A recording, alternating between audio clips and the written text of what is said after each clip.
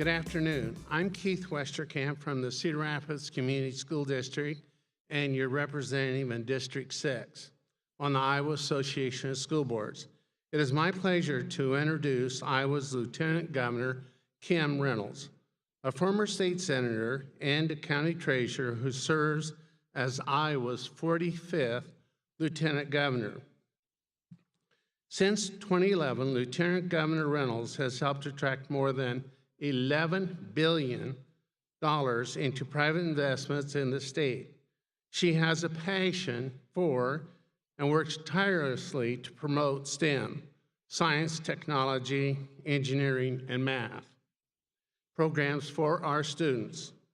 On the national front, she served last year as the chair for the National Lieutenant Governors Association. A native of St. Charles, Iowa, Lieutenant Governor Reynolds enjoys her small-town roots.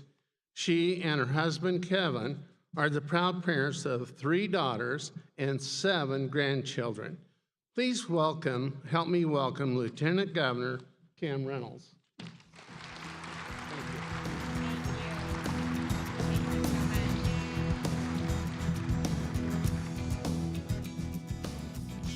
Make this work. That's it, right?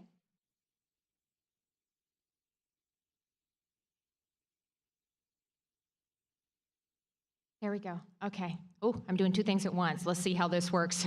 We'll see how this goes. But anyway, Keith, thank you for that very nice introduction. And I just want to say thanks for giving me the opportunity to speak with you this afternoon. I just want to reiterate that school board members across Iowa, along with other school leaders, are instrumental in shaping the future of our students and our state. Your vision and your dedication, your priorities and strategic plans in each of Iowa's 333 districts can really drive enormous change. Local leadership and innovation in combination with the state's commitment to creating a world-class education or world-class schools is a sure bet for transformation. Which kind of leads me to what I want to talk to you about today. And that is our ambitious goal and really what is at the heart of a new initiative that we're working on, and that's the Future Ready Iowa initiative. So Governor Branstad and I set an ambitious goal of having 70% of Iowans in the workforce have either education or training beyond high school by the year 2025. And right now, we currently have nearly half of Iowa's workforce that meets that criteria. So closing that skills gap will be the biggest challenge that Iowa faces over the next decade. And succeeding is essential to expand opportunity for more Iowans in a fast-changing and knowledge-based economy. We want to ensure that more students and adults can pursue great careers and that employers can hire enough of the skilled workers that they need. So honestly, as the governor and I travel across the state and visit all 99 counties, we constantly hear about the need for a skilled workforce. So honestly, the 70% goal is not aspirational, it's essential. And it's based on an analysis that 68% of Iowa jobs in 2025 will require post-secondary education or training. I'm really honored to have the privilege to co-chair the Future Ready Iowa Alliance with Dan Houston, who is the chairman, president, and CEO of Principal Financial Group.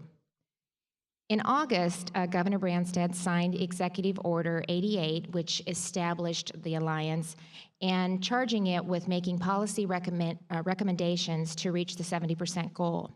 Those recommendations are then due to Governor Branstad by October 31st of 2017, so our work is cut out for us. It includes setting benchmarks on the timeline to demonstrate progress toward the goal. Key measurements will include the following. Number 1, progress towards reducing socioeconomic and ethnic and racial achievement gaps in kindergarten through 12th grade and increasing equity in post-secondary enrollment. Number 2, progress towards increasing the percent of traditional age students and adult learners who earn post-secondary degrees, certificates, and credentials. Number 3, how well post-secondary degrees, certificates, and other credentials awarded by Iowa institutions aligned with the high-demand job needs. And it sounds ambitious when you take a look at that, but you need to consider that many other states have already set similar goals to Iowa's, so we cannot be complacent if we're going to continue to be competitive, not only with other states, but around the world. Iowa's future economic vitality is at stake, and the Alliance must make solid policy recommendations that quickly produce concrete results. Possibilities which might include expanding pre-apprenticeship programs for high school students, increasing the number of registered apprenticeships, or more financial aid for post-secondary students who earn credentials that lead to high-demand jobs. And so that's some of the things that we'll be looking at. I'm proud to say that Dan and I serve with 58 other Alliance members that represent educators, school board members, students, business, labor, and nonprofit leaders, as well as elected officials, among others. And that includes Michelle Barr of Glenwood School Board Director. You'll be interested to know that Michelle volunteered for the Alliance Get Iowans Ready working group, which will dig into the details of developing policy recommendations. While the Alliance is large, its 5 working groups are small, and they contain about 12 working members on each one of the groups. So Michelle's group will focus on ensuring high school graduates are ready for college or career training by identifying, again, proven approaches and best practices to improve academic achievement and career readiness in the pre-K-12 system. I don't know, is Michelle with us today? Yay, let's give her a hand. Thank you, Michelle, for serving. We appreciate that very much. So I just want you to know, we've already had an opportunity to meet once, and she was working with us prior, but I want you to know that you have a great voice at the table, and we will need your ideas. So we appreciate very much you serving in that capacity. Iowa is making good progress by some measures, such as leading the nation in high school graduation rates. By closing the achievement gap is still a long-standing challenge. Iowa must accelerate those efforts and while making rapid progress to ensure that all students graduate from high school generally ready for college or career training. There's one other piece to the Future Ready Iowa initiative that I want to tell you about today. So that's the portal. So by early 2017, we'll roll out the Future Ready Iowa portal. And I'm really excited about this piece because I think we need to make sure that everybody has access to the information and the opportunities that we see that are available in Iowa. And it's going to be a one-stop shop where students and adults and counselors, parents can find education, training, and career information. This is just one step forward for the Future Ready Iowa initiative.